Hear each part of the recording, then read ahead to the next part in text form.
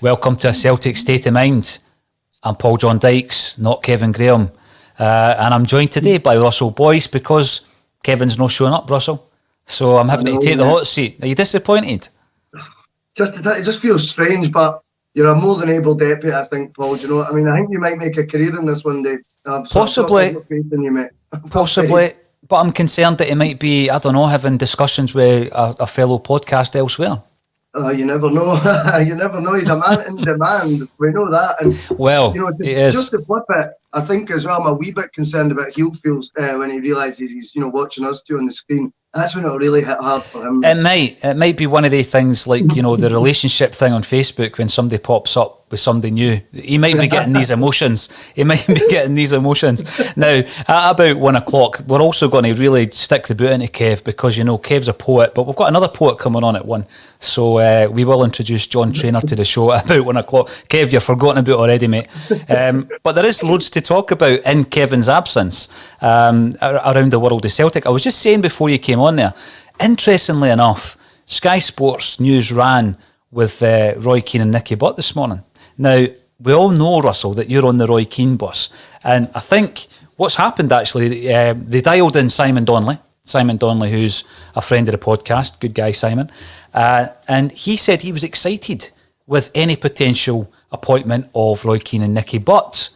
Obviously, that was tweeted out from myself last week, and it caused a bit of a stooshy. But one person who got on the Keane bus straight away was yourself. And I just want to ask you the question, Russell, why Keano? I think what really was important for me was to try and bring some sort of balance to an extraordinary amount of negativity towards someone that is a footballing legend. Now, I was asked a question about Roy Keane on here a couple of weeks back, and I says, not for me, not in this day and age. However, that's not how it was pitched. It was pitched as a director of football and a sort of Nicky Butt leaving first team duties at Manchester United to be obviously what you would expect head coach sort of thing, with Roy Keane as the sort of the figurehead, if you like.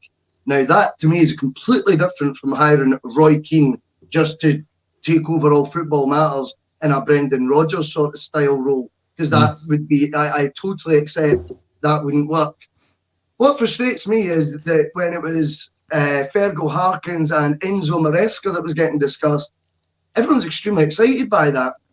A man with no managerial record, and yet you've got Roy Keane, pretty sure he's won a league title as a manager. I know everyone wants to talk about 10 years ago and his win rate. He won a league title. Big difference.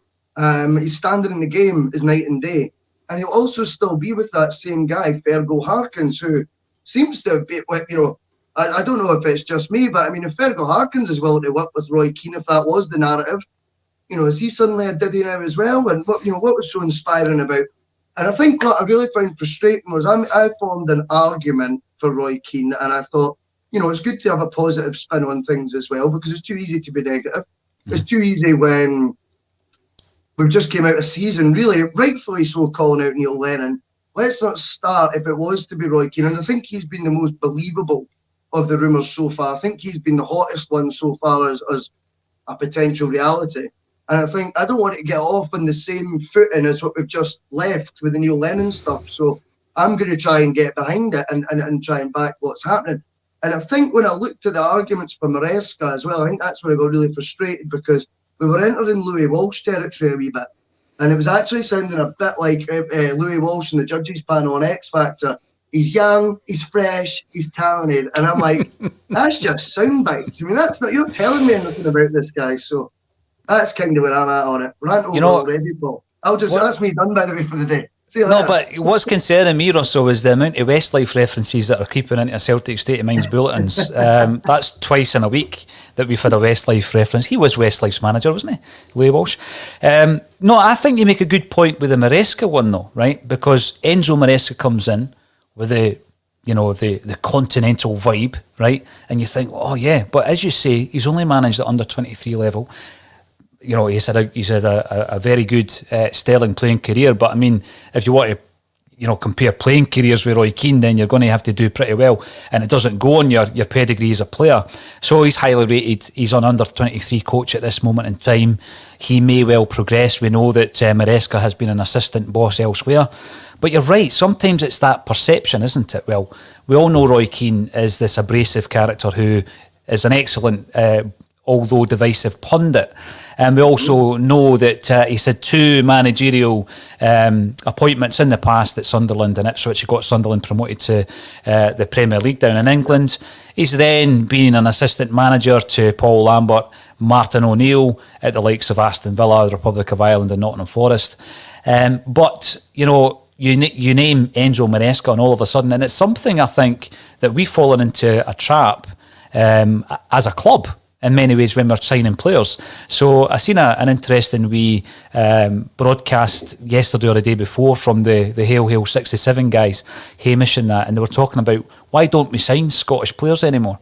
And I found that quite an interesting one, because I think we've maybe spoken about it from time to time on ACSOM, because they're unfashionable, right? So you've got a wee guy playing for St Mirren, and I remember being at a St Mirren game and talking. I was introduced to Tommy Craig, who at that time was managing St Mirren, and talking to Tommy Craig, and he says, keep an eye on young John McGinn.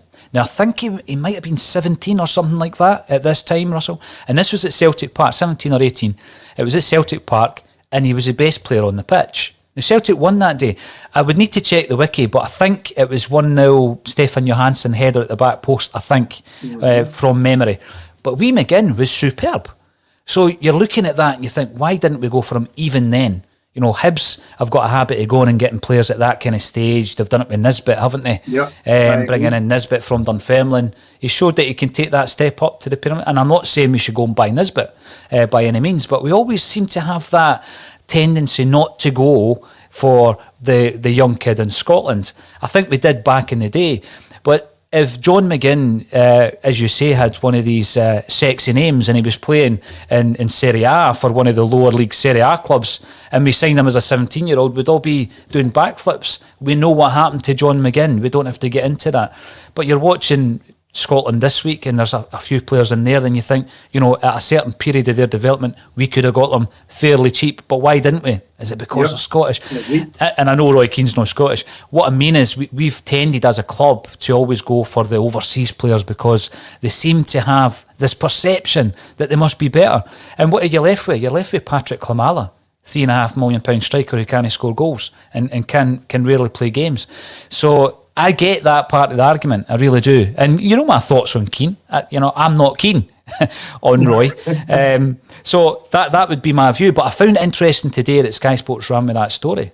It wasn't like breaking news. It was one of these the morning shows, and I forget the name of the presenter, but he's dialed in Simon Donnelly and asked Sid about it. And he's on the Boise bus. He's all up for Roy Keane. I also read, interestingly, one of the stories on one of the Celtic sites. They attributed a quote to me. I'm not sure I said it, to be honest with you. I think it might have been Kev, talking about the kind of breakdown in the boardroom and, you know, dropping names deliberately to the likes of ACSOM and different sites or sources and all this stuff, just to show others in the boardroom that Roy Keane's not going to be a popular decision. He's not going to shift season tickets. What's your thoughts on that? Because as I say, I'd need to listen back, but I can't remember specifically saying that. I think I might have agreed with Kev though. What's your thoughts on the tactical element of putting names out just to test the water? I think it's interesting because if that is the case that they are doing that, and it was a really fascinating point that Kev made when he said it, because again, it's just one of those angles that you don't instantly think of. Do you know what I mean? But I think if that is what Celtic's doing, that would show a real lack of conviction in whoever it is that they're going for, if they're having to gauge the moods first. I would like to think that whoever it is, you know, Keane, but whoever it is that gets it, I'm hoping that they're 100% back in their own convictions on it and not, you know, testing the water. To me sounds like they're not quite sure. And if they're not quite sure, then once the guy does get the gig, are they really going to back them fully? Are they going to give them their full support? If there's already, you know, grey areas or a wee bit of seeds of doubt in the boardroom, maybe between a couple of them, you know, from the get-go, I think that's quite a worrying thought. It's interesting though as well. I mean, you're saying about Simon Donnelly. One of the other things I found really, really frustrating is, you know, that Martin O'Neill's suddenly this dotty old man who knows nothing about football. And he just, he's got that little regard for Glasgow Celtic that he would just pitch his pal and to become the new manager there based on nothing. I find that actually insulting to someone like Martin O'Neill.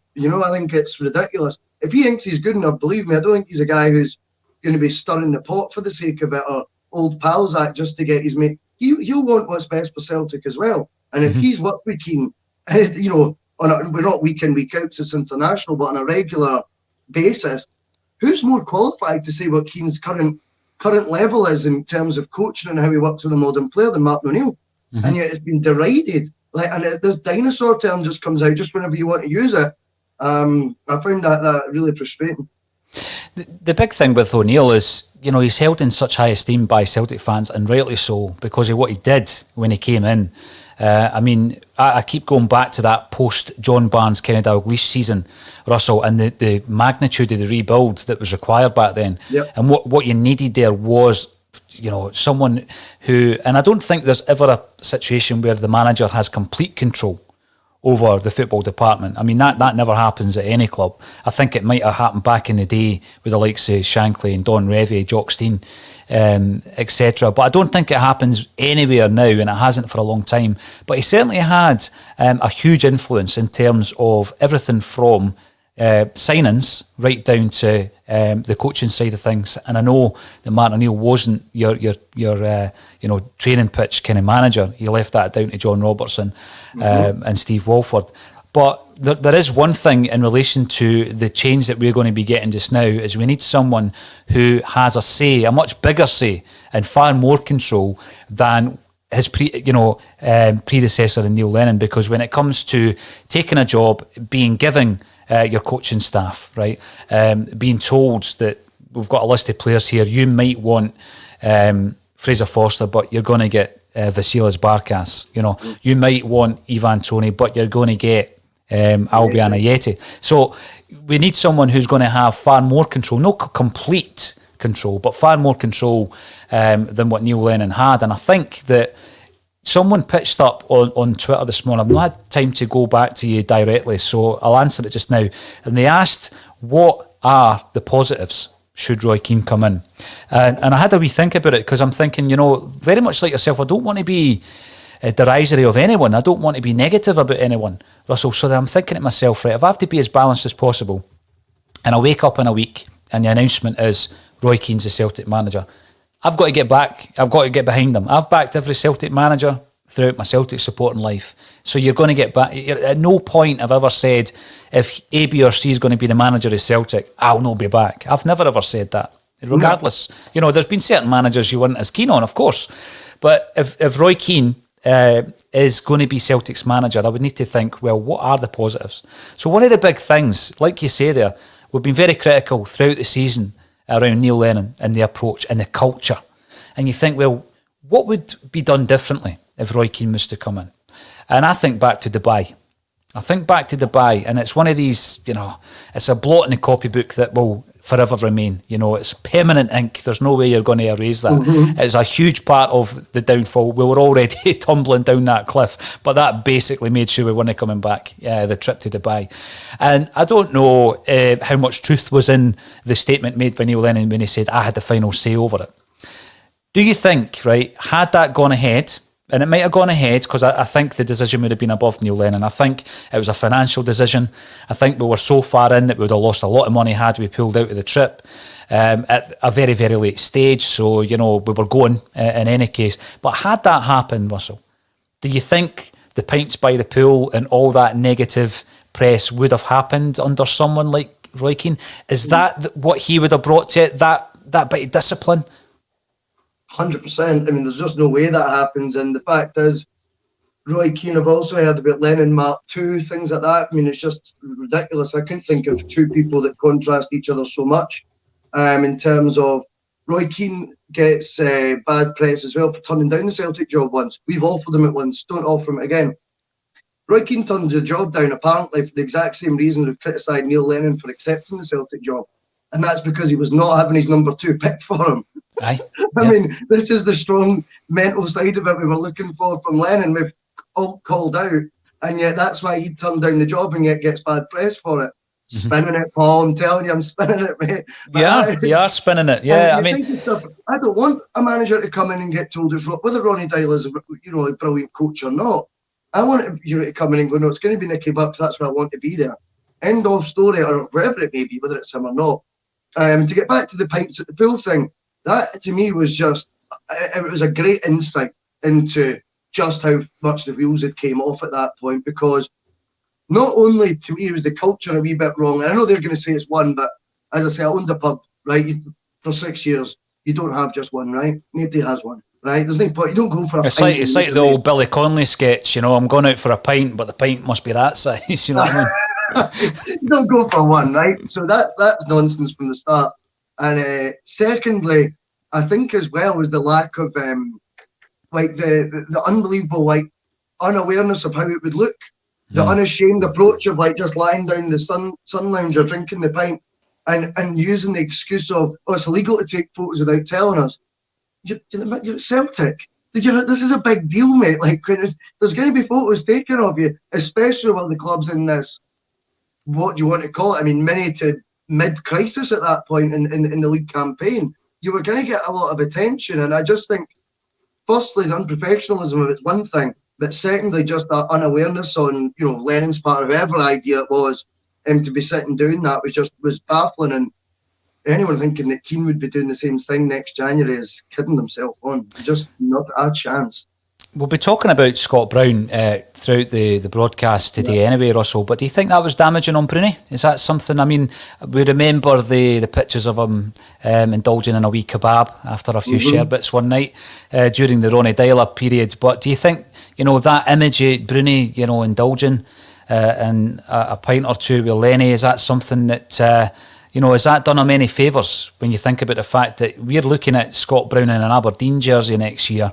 And I never thought we'd see the day. Never thought we'd see the day.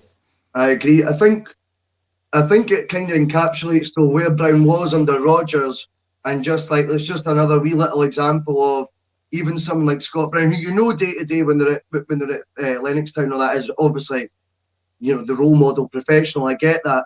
You just can't picture him doing that under Rodgers. And I know before people say there was photos of them all having a drink in Dubai under Rodgers. I think it was a 10-day stay they had then in the middle of the January Christmas break. The January window when the football had shut for 3 weeks or whatever. Completely different. We were there for 4 days to get back to football. So there was a big difference with that. And I just wonder if maybe even Scott Brown's standards had slightly slipped under, the stewardship that they had, maybe unintentionally. With regards to him going to Aberdeen, I couldn't agree more. I think when we see him in the shot, even seeing him at the training ground with Aberdeen crest, on the training ground behind him, it just all felt really, really uneasy on the eye. And I think when you see him in the red strip, it'll hit home. But you wonder what his reasoning is for it. Perhaps the inner competitive spirit in him just tells him that he wants to. Now I can still play 38 games in the league, and they're going to give me that for 2 years. That's all I want to play. And if that's the case, as you see with so many ex-professionals, play as long as you can. They all say it, because it's the best years of your life. So from that point of view, it may well have been that it's easy to give Celtic criticism for not doing enough to keep Brown, but maybe Celtic have got to be realistic and say, we're going in a new way. You're only going to be playing 15, 20 games. We would love to keep you, but if you're only playing 15 to 20 matches, your wages are going to need to drop substantially. And what are you after? And if he says, if my wages are going to drop, I want to be playing every week, that would be my sort of compromise. And Aberdeen are going to throw in some coaching there with the first team as well. It may well be that it's Brown that's driven this decision from that sporting side of it. When I seen the announcement, there was a few rumours kicking around, and then the Stephen Glass connection. They were, teammates at Easter Road. And when I seen the connection, I instantly thought of Craig Gordon. I instantly thought of the situation Craig Gordon was in, this time last year. And we had Gary Locke in here a couple of weeks ago for a completely different show, and we were just chatting away, and he was talking about Craig Gordon. And Gary had asked Craig Gordon why he left Celtic, because by all accounts the deals were very similar, if not exactly the same, that were being offered by both clubs. And he basically said because Hearts wanted him. So he was getting offered a deal at Celtic, but it would have been, like you say, back up. You would have been kind of, at grass, you're winding your career down. no promise of the coaching side of things. And maybe Scott Brown was in the same scenario. Now, in terms of the finances, I absolutely take your point. I'm pretty sure Scott Brown's fairly well off, having obviously been one of the top earners for a number of years, and rightly so at Celtic, and also with the testimonial as well. But, you know, I think his ambition would have been along the coaching side, and if he wasn't going to be given that as a promise or as part of his new role, then, you know, Aberdeen offer him it and he's gone. I just think back particularly to that time where the ball was booted against him after he was scythed down up at Pittodrie, and he gets up and he does that wee shuffle. I call it the Calzone shuffle. I'm not sure what it is. And it's one of the moments in Scott Brown's career that you're thinking to yourself, they all hate you, Scott. They all hate you up there. The players, the fans. Yeah, he's just laughing and he's giving it this wee kind of swagger. Rolled up the shorts. now he's playing for them, you know. But I think that it's going to be a difficult watch for Celtic fans to see him in the Ready Aberdeen. But it begs all the questions. Who's replacing him in terms of a player? Who's replacing him as a captain? And that brings in the highlight or the headline rather. Can Celtic keep Ajer to lead us into the new era? I was reading just the other day, Brendan Rodgers says that Callum McGregor is the natural successor in terms of a Celtic captain. I don't think we can afford to lose Kris Ajer. Now, I know there's loads of people out there who tell me he can't jump, he can't win a header, and they'll show me all the examples, and I totally agree with that. But I think he brings a lot to the Celtic side, Russell. And I think, you know, if the £8 million reported fee that Newcastle are willing to pay for him is to be believed, then we really can't allow him to go at that price. No, absolutely not. And I think, you know, again, what I've said before, I'll stand by whoever the new manager is. See if they come out and, you know, at the beginning of their tenure and they tell us, look, Eddie and Kris Ajer are leaving. We offered them the best deal that we could possibly offer them. We told them, you know, that how important they were going to be. They didn't want to stay. See, for me, that'd be a good start, you know, because that would be at least Celtic's doing everything in their power to keep these guys. Secondly, what is it these players are getting told these days by Celtic when they're joining? If Newcastle becomes a viable option for you to leave Celtic as a mainstay, Newcastle United run by Mike Ashley that are in free fall with Steve Bruce in charge, if that remotely appealed to Kris Ajer, then that tells me that it is, we're selling Celtic completely wrong now to players, and it's all about join us for 2 years, the EPL lights will shine on and you'll get your move.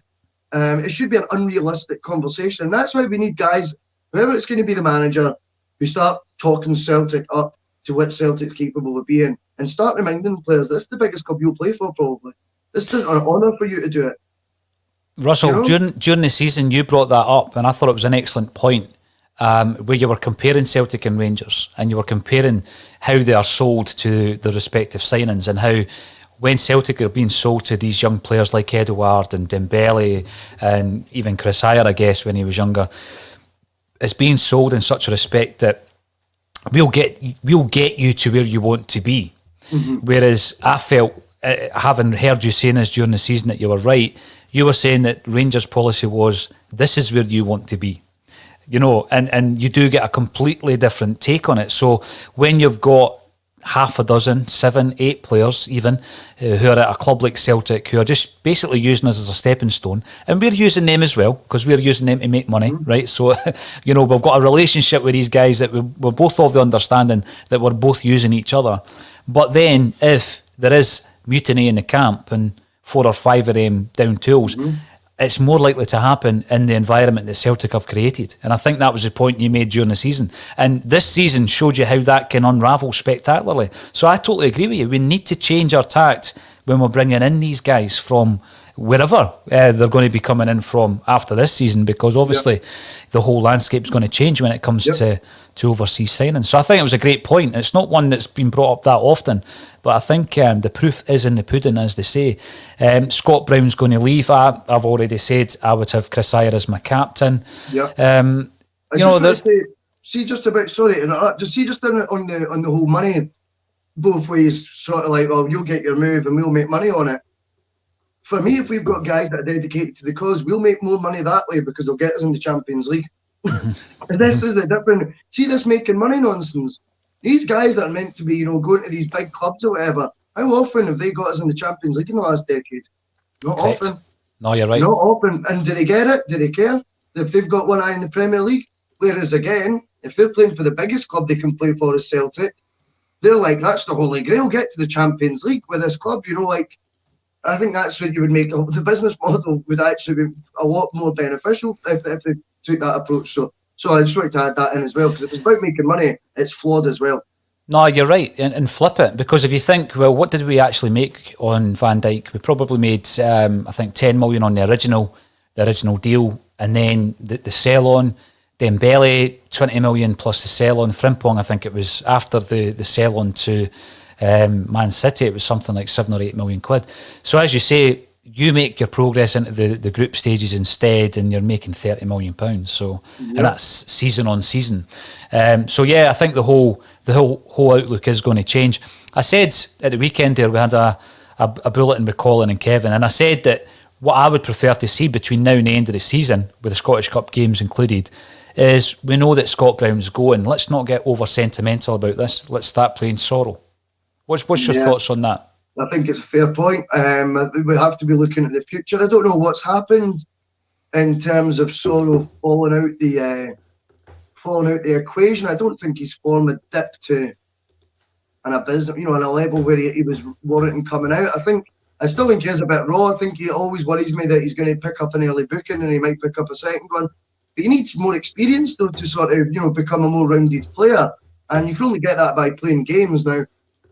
For me, you're absolutely right. We can't be playing Scott Brown for sentimental reasons because it's his final hurrah. Celtic's bigger than any one player, even though Scott Brown's contribution, I'm in no doubt about, and absolutely love him. But I certainly think Sorrow now is getting, there's a perfect opportunity now to be playing the final 6 games with him in that team and get him right up to speed. Because as Tony always says, 80 days, 80 days to the Champions League qualifier. We can't do that with 11 new guys. It's going to need to be with some of the players that are there, and a lot of the ones we're expecting to leave are currently in the first team. So that you're going to need to kind of get used to playing the ones that maybe aren't in the first team as much. Get them in the side, because they're going to be the ones that we're going to need for that 30 million jackpot at the end of the summer. No, you're right. And again, other replacements, other players coming in. We all know that we have tried in the past to bring in players who apparently were going to succeed Scott Brown in that role. It's not really worked out for the likes of Ibu Kouassi, for example. I've seen the name of Lewis Ferguson linked to Celtic.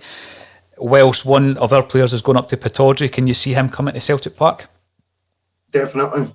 I definitely could see that happening. I think on Go Radio, I've heard Barry Ferguson talk about it on a few occasions. He's been asked about it, and he's never been so against it. He's actually said himself he could see that happening.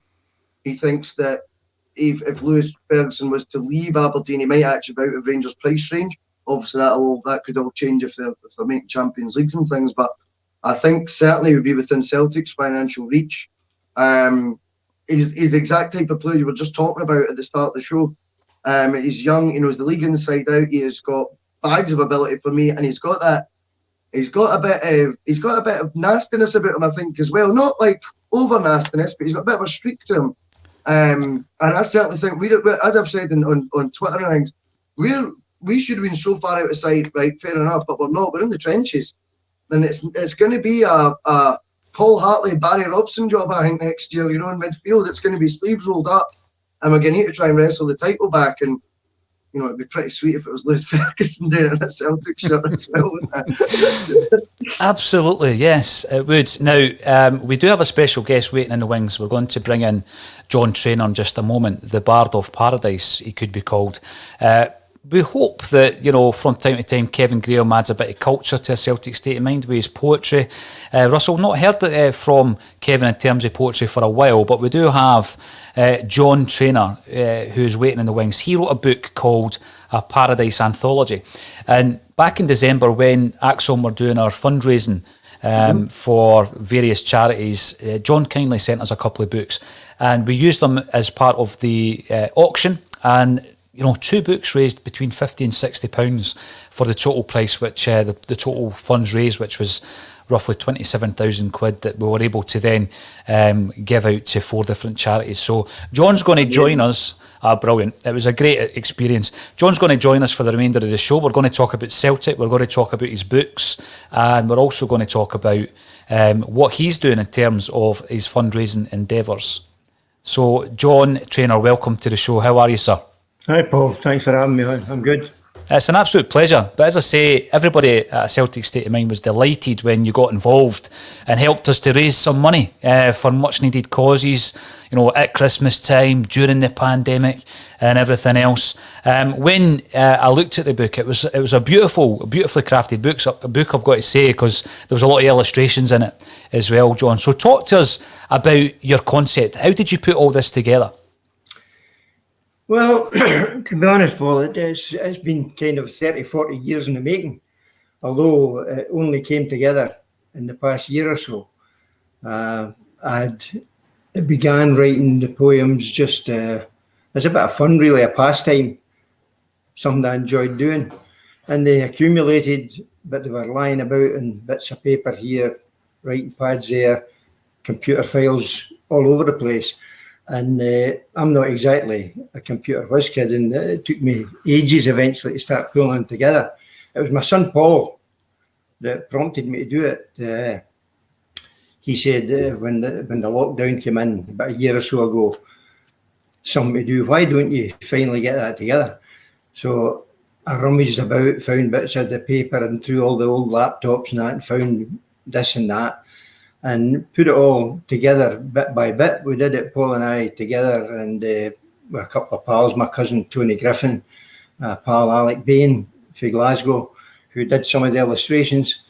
And it was really just to get it there for posterity more than anything else. It was never really a commercial venture. Mm-hmm. But once it came together, Paul and I agreed, we thought it looked quite good.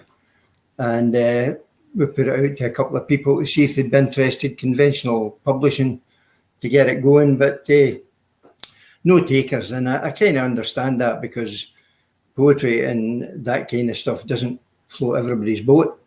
But it's part of the Celtic tradition. Over the years, we've got a fantastic tradition of literature, music, that dates back even beyond Celtic, mm-hmm. to the days when it was society relied on balladeers and shinnikies and people like that to basically tell them the news. Now, it wasn't always the truth. Some of it would be propaganda and fake news and all the rest of it, the way you get it now, but you got it then too. But it didn't matter. That was what happened, and it became very, very important in people's lives. And that was the idea behind it. That there have been fantastic range of books. I mean, my bookshelves are groaning with Celtic books. I get right back to Willie Maley and Brother Clare, James Hanley, right through when Brian Wilson with his history, David Potter, all these people, and more latterly Liam Kelly, all these people that do it, and they do it tremendously well. Mm-hmm. But it occurred to me, I'd never really seen a book that was poetry based and story based, and we decided to give it a go. But as nobody wanted to publish it, we thought, well, we'll do it ourselves by the magic of modern technology, mm-hmm. print to order and stuff like that. I could do it without remortgaging the house. So that's basically what we did, and we went on to the Lulu website, which is an online bookstore, and put it together bit by bit, loaded it up and set it free. But really all I was doing was I ordered some books for myself because I wanted to give them to friends, family, people like that, and just see what happened. And it ticks over, it sells a book here and there, but I was never really that bothered about it. And then a friend of mine who I gave one of the first books to, John McKay from Shotts, it was him who came up with the concept of maybe offering it to the foundation for fundraising, and I was quite happy to do that, more than happy. I've done that with a couple of books before. So he sent off a couple of books, and we waited to see what would happen. He sent them to Celtic Park, the foundation, And I'll tell you a kind of funny story. One Saturday morning a few weeks ago, I was just pottering around, cup of coffee, trying to get into the day, and the phone went, "Hello, is that John?" "Yes, it's John. Hi, how you doing?" He said, "This is Dominic McKay." And I thought, I don't know Dominic McKay. Then the penny dropped. I said, "Dominic, hi, how you doing, Dominic?" You know. And he said, "Aye, great. We got this book. John McKirdy sent me a book, and looks great." So I just wanted to say thanks for sending just a wee brief, polite conversation, which I thought spoke volumes for the man. You know, he took the trouble to do that. And that was it. Bye, see you. And a few days later, Tony Hamilton from the foundation phoned as well. And I know Tony of old, not well, but our paths have crossed through things I've done over the years. And he said he would like to do something, and he'd pass it on to his people, and it just rolled from there.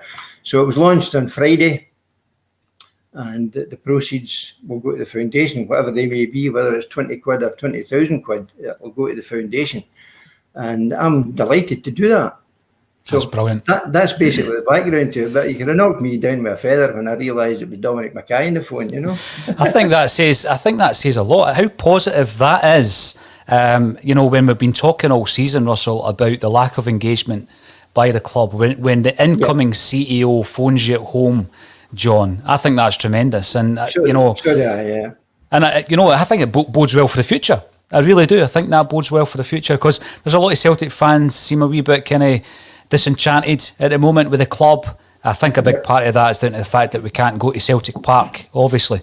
So that's brilliant. That's outstanding to hear. And it's great that you've got that link up with the foundation. I mean, as I say, yourself and your son very kindly sent us a couple of books back in December. And that contributed to our own charity endeavours. But you're no stranger to writing. You've written a few Celtic books over the years, John, haven't you? Tell us a wee bit about... Well, the first one, was... in conjunction with my cousin Tony Griffin, a wee bit of atonement for not being in Lisbon, to be honest. You know, I didn't manage to get to Lisbon, didn't get to Milan either, unfortunately, but still I thought, well, at least if we do this, we're part of it. So we got together and we wrote a book called A Season in the Sun, which was a little book, and but it eventually sold quite well. That was one which I did publish myself, and we had to take the risk in doing that, but it paid off. We sold the books and everything went well. But it was fantastic doing that. But at that time, as well as doing that, I was working with a publishing company myself, and they developed some links with Celtic and some other clubs to do stuff. And one of them was a trophy room book. I don't know if you ever came across it at all. It was called The Glory of the Green. Yep. And we did that. A colleague and myself from Holmes McDougall Publishing at the time. And we had a great day. We had a fantastic day. You wouldn't believe it. This is how naive everyone was in those days too at Celtic Park. We drove up the early hours of the morning, me, my mate, a photographer called Michael Siebert, a German guy, and basically chapped the door, and a security man came out, and we told him who we were, and he said, "Oh, that's fine, yeah, come in." Took us in, led us to the trophy room, all the different venues, and then he went away. He just disappeared, gave us the keys to the cabinet, and disappeared. And we were sitting there, pulling out the Coronation Cup, setting it up, taking a photo, and then I thought, I'm going to get some photos of myself here. So I sat down, Coronation Cup here, St Mungo Cup there, something between my feet, getting photos taken, and I thought, this is unbelievable. You know, how could that could never happen now? We could have wheeled a lorry up to the back door and just put stuff in. I'm sitting there with Charlie Tully's ring on my finger, getting my photo taken, and that. You know, I thought I could walk out with this ring on my finger. Who's going to know anyway? You know, obviously I didn't, but it was a tremendous experience to do that, and the book was well received. It's quite it was quite something to do. But a funny story about that, while we were doing it, we're walking around looking at all the cabinets, saying we'll put that in, we'll put this in, and this guy comes walking around the corner, Terry Cassidy. What are you doing here? And we explained to him, he didn't seem to know. It was Jack McGinn that had arranged it. Mm-hmm. And he said, I didn't know anything about this. I said, well, I'm very sorry, Mr. Cassidy, but it's all above board. We're legit, we're doing it. Just speak to Mr. McGinn. I will. And he said, what are you doing there? What is it you're doing right now? I said, we're deciding what to put in the book. He said, yeah, I hope you're going to put everything in. I said, well, come on, we can't put everything in. There's thousands of things, ashtrays and this and that. We're picking the best stuff. But he wasn't very happy about it at all. The fact that he didn't know, but he just turned and walked away and left us to go on with it. But he was very gruff. It was a totally different experience for the Dominic McKay one, Absolutely. Totally different. But anyway, it went well, and one led to another. And I did a wee condensed history of Celtic, not in the same vein as the real proper histories. It's just a potted history. Did that and an All-Stars book, and I got involved 2 or 3 years ago with doing In the Heat of Lisbon. I don't know if you saw that when it came out, and it turned out it was a 2-part book. The first part of it was Tony and my old book, A Season in the Sun. Yeah. And then a guy, Mike Marr from Australia, wrote the second part about the fans going to Lisbon. And it was lumped together. It became In the Heat of Lisbon, and again did reasonably well. So yeah. I've had a potted history with it, but I've enjoyed it, thoroughly enjoyed it. Labour of love, really, Absolutely brilliant. I remember that book because it was CQN, wasn't it? Celtic Quick News that put out the Season in the Sun. I remember it coming out, and it was a compilation. Was it CQN that did it? Well, no, CQN didn't do that one. We did that ourselves, Tony and I, originally. But the In the Heat of Lisbon was done by it was CQN, Oblique Celtic Star, David Falls, who finally put it out, and it did pretty well. Around about the 50th anniversary of Lisbon. That's correct. Exactly. That's what it was for. It was for the 50th anniversary of Lisbon. Yeah, I remember it, John. But there was some great... The wee book originally, The Season in the Sun, that became a table piece on the 25th anniversary of Lisbon Lions dinner in Glasgow. Right. I took a table at that dinner, and various other people. Wally Hockey arranged it, and it was through Wally. Wally, I went and saw him, and he bought something like 600 books, so that everybody had to do got one on their table. So that was a wee bit of a thrill too, and sitting there, and the Lions were just on the right-hand side on the stage. It was great fun. It was a great night, brilliant night. Now, we've spoken about the Lisbon Lions, as you say, John. We're now at very much a kind of turning point now, at a crossroads with Celtic. How do you see it going? I mean, what you've told us already today has been very positive about Dominic McKay. Yes. A big rebuild this summer, John. I mean, do you think Celtic can wrestle that title back from Rangers immediately? It's going to be a big task to do it, but I'd like to think we can do it. It's going to be all about how, as you say, the word is positivity. That's what we need. We need to get, sorry, I forget your colleague's name. Russell was talking about getting some steel into the midfield, and I think that's with Bruni being away, we're definitely going to need that. But if the recruitment's right, and we get the right man in the chair, and at this point in time we've not got a clue who it's going to be, I don't see why we shouldn't. But having said that, it won't be easy. It won't be easy because this season that's still going on, I was going to say just past, it's still on. It's been the most disappointing season in my life supporting Celtic. It really has, and I've seen some ups and downs. But the expectations were so high. It wasn't a presumption that we were going to do it, but we were confident that we were going to put up a real good show, and it just came to nothing.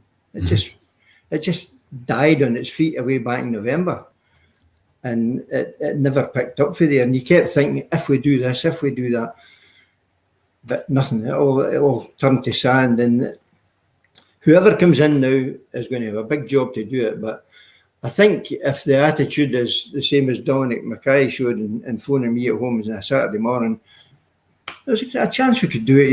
It's all about the right people, the right players. I heard you talking earlier about Barry Ferguson's nephew, is it, from Lewis Ferguson? Yeah. I've seen him playing, and it's hard to imagine Barry's nephew playing for Celtic, but he'd be more than welcome. If he comes, he'll be like Bruni and Kenny Dalglish and all the other ones before him, Bertie Peacock going way back. You know, it's no barrier to being a hero at Celtic Park, being Barry Ferguson's nephew. If he comes and does a job, he'll just be a superstar Celtic player as far as we're concerned. Great shout. That's what it's all about. No, you're right, John. You know, the diversity of Celtic is well known.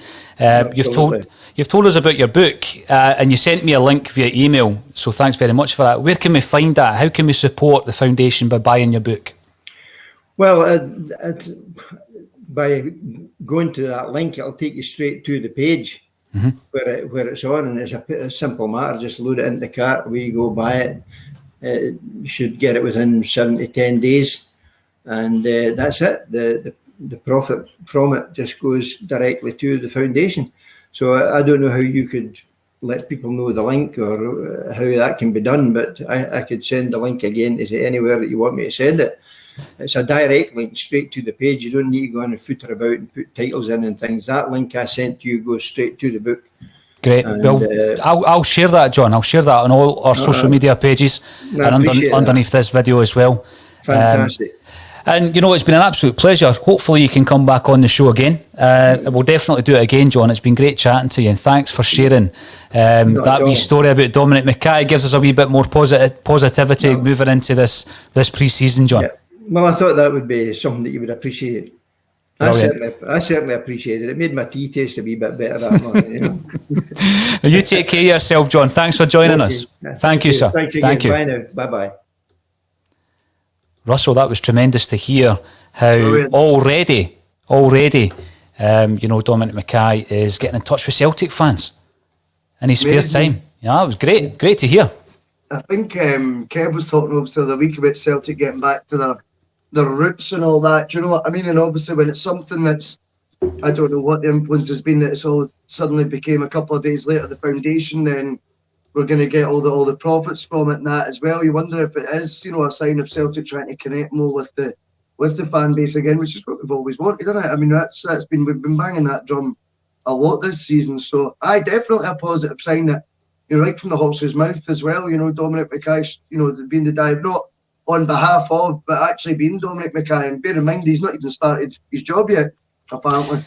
Well, that was a big thing, wasn't it? The SRU came out and said that, you know, he won't be leaving until such time, etc. And then Dermot Desmond comes out and says, well, you know, Dominic McKay's part of the process of us finding a director of football, etc. So that was tremendous to hear that from John. He hadn't mentioned that in his email, so that's brilliant, John. Thanks for sharing that story with us. And we will share the link underneath this video once we're finished the bulletin as well for his book and all across the social media channels. A few other things to talk about though, Russell. I'm keeping an eye on the comments. I appreciate we haven't had any of the comments up just yet, but I will bring them up. International football is upon us. It's not everybody's bag. I think sometimes, you know, when you've not been in a major tournament finals for 23 years, you can lose a wee bit of interest. So I think it's understandable. But I watched the game last night. We had the pre-match, the half-time and the post-match last night on the channel. And to be honest with you, I thought the Scotland side was a wee bit uninspiring, Russell. And what I took from that is, for me, I think Stevie Clarke's the right man for the Scotland job, but he's not the right man for the Celtic job. What's your thoughts on that?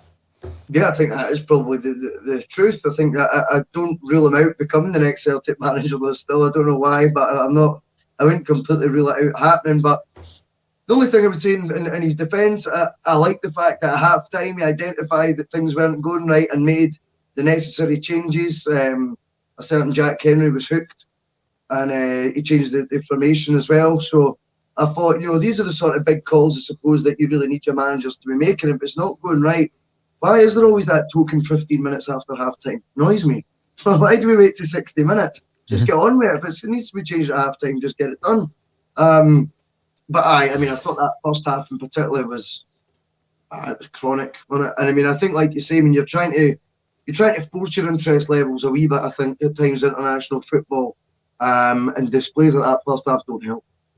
No, I mean, again, international football, and I've been criticised on ACSOM through the comments saying that you should support Scotland, etc. I don't think that it's a surprise that a lot of people lost touch with international football because of, the fact that Scotland were dreadful for a long, long time.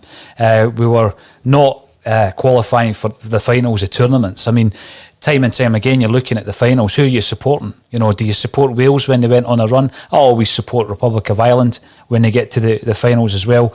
So let's talk about the Republic. And, I did mention the fact that they're going through a sticky patch. But interestingly enough, Russell, in the under-21s the other night, Luke O'Connell, Jonathan Afolabi and Leo Connor, who captained the side, all started for the Republic of Ireland under-21s. And it does beg the question about some of the youth players that we've got at our disposal and whether or not they're being utilised properly. I mean, Leo Connor, he's a fullback.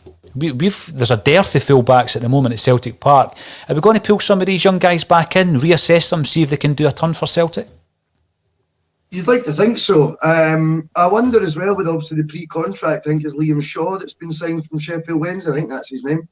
As well, when you think of the Luke O'Connell one, he was actually, I think it was 17 appearances he'd made for Bolton. And it was the end of that season that he joined us, in the first team that is, in the at championship level. And you start thinking, was that maybe with obviously the Brexit stuff, there has been a bit of foresight there, and we are trying to bring in the sort of best of British, if you like, or the best of British we can attract, in fairness. Because we're going to need more of a nucleus of that, of people of British and Irish descent in the side. I would like to think that the guys that have been identified all get identified on the basis that they have a chance. Mm-hmm. But I also am concerned that the way that the development path seems to sort of go. I think you only need to look at Welsh, for example, I know he started a lot of games recently, but he was thrown in an Old Firm game for his second appearance, I think it might have been, but it was a bolt out the blue. I think he played the next game and then he was out the squad 4, 5, 6 weeks. And you start wondering, is there a path that's getting set out to them that they should be following? Do they all just end up going out on loan? Is that the best thing for them? I'm not sure. I noticed we've done a couple of loan deals the past couple of weeks as well. I think Luke O'Connell's went to Queen's Park, is that right? Yeah. Is that League 2? Yeah, top of League 2. League 2. Is that really, I know Queen's Park are ambitious, and I know what you said, they wanted to be the third best club in Scotland and things like that. But is League 2 football really, was there not more opportunities perhaps in the January window? Is that what the January window is for? If it was apparent Luke O'Connell wasn't going to get in the team, to be sort of trying to use your contacts down south and maybe get a higher level for him to be competing at, because he already, as I said, has English Championship experience. It's one a heck of a drop to League 2. And again, I don't know what that does, if it's maybe a grinder exercise to try and get their, good for the soul. I don't know if it's one of those where, get them to these strange stadiums, or if you can call them that, and get them booted about and toughen them up a bit. I'm not sure. But I certainly think it's one heck of a drop from being Bolton first team 2.5 years ago as a 17, 18 year old, to being 20, 21 and 20 years old, and being at League 2 Scotland against part-time sides. I'm not That's quite the sure point. that advances his career. That's the point Jim Orr made. I think it was a couple of weeks ago, Russell, whereby, you want them to develop, you want them to play, but you've got to be very careful as to where they play. This is a young guy, as you say, 17-year-old when he made his debut for Bolton Wanderers. When Celtic got him, there was interest from Tottenham Hotspur. Hotspur were looking at him. He's a player who was touted to be an international for the Republic of Ireland. Leo Connor, we already know, has played for the Republic of Ireland. But they're playing for the under-21s. And I think what Celtic need to do, I look at some of the deals we've done in the past. Remember when Willie McStay was at Ujpest Dosha in Hungary, and we had some kind of tie-in whereby we were able to send over young players over there to get first team experience. And there's maybe been some unofficial kind of tie-ins over the years, but I just think you need to have these partnerships with clubs whereby, it might well be that the partnership develops because one of your ex-managers or players is at that club. So I always thought when Ronnie Deila went back to Norway, it would have been good to have a tie-in with Ronnie and, every season send over 3 young guys who aren't going to be playing yet for the Celtic first team, but they need to get first team football. And obviously it would need to be agreed upon and it would need to benefit the team that they're going to. But I do think we're missing a trick there. So rather than it being so random, Russell, whereby, as you say, you look at our list of loanees and they're all over the place. They get loaned out here, there and everywhere. Sometimes that works by design, Kris Ajer to Kilmarnock, or by sheer luck, because I think McGregor to Notts County was just luck. Celtic, it didn't look as though he was going to have a future at Celtic. Neil Lennon didn't fancy him. Lennon famously never played Callum McGregor until Lennon's second tenure at Celtic Park. He never played him a single game. He made his debut at 21 under Ronnie Deila, And as we've said a couple of times on the podcast, there was an offer that came in from Carlisle, and Celtic, very nearly sold him for a nominal fee when, one of the Notts County deals was up. So I think it can work in your favour. It can work just through sheer chance. Ryan Christie again. I don't think anyone expected him to come back and make an impact at Celtic. Even though Colin Watt's not his biggest fan, he's obviously made an impact since he came back from Aberdeen. So it would be good. He knows it as well. I think so. I know. It would be good to have these partnerships with clubs at a certain level where you can put 3 or 4 young guys out. Now, we've had Danny Lennon in here. Obviously, they've taken on the young kid, Otu, who's a left back, and he's coming from Celtic and he's playing for Clyde. I think he's played 2 games. He got the man of the match in the first game, Russell. So, there is a level that they can play and they can perform.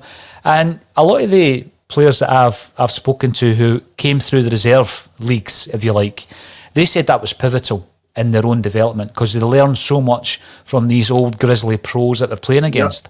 And it might well be that, it's not the most fashionable league in the world, going down to level 4 of the Scottish football pyramid.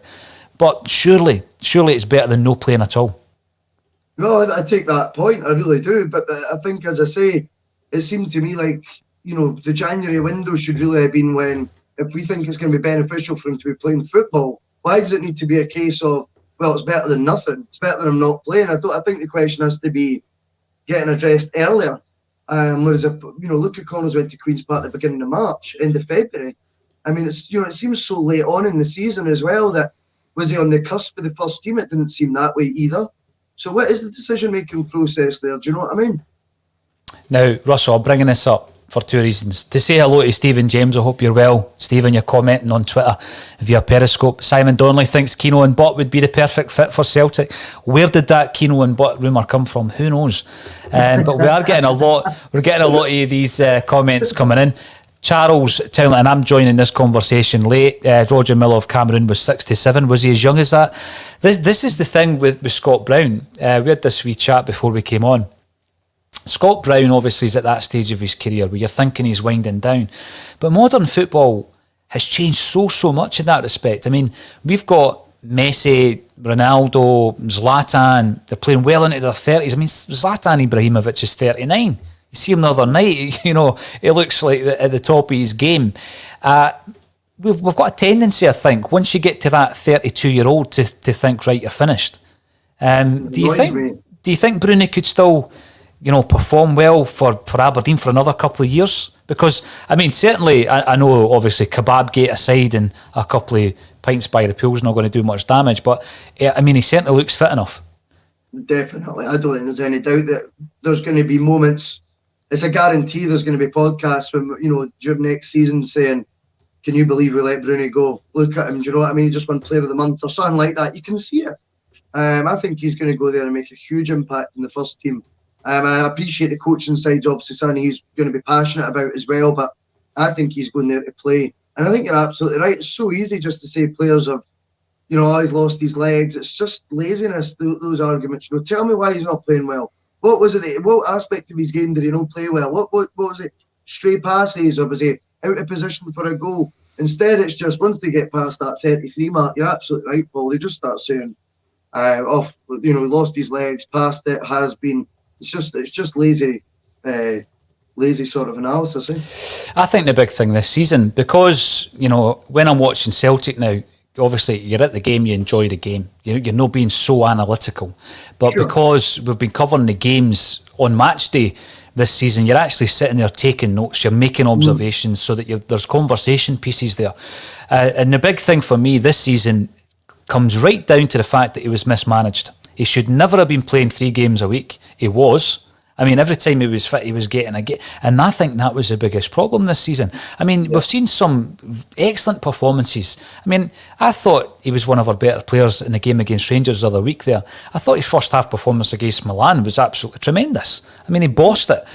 But then I've seen other games where it does look as though he's a bit jaded. But I reckon that's down to the fact that he's been mismanaged this season, Russell. And I've said it on the podcast before, and, you know, I stand by this.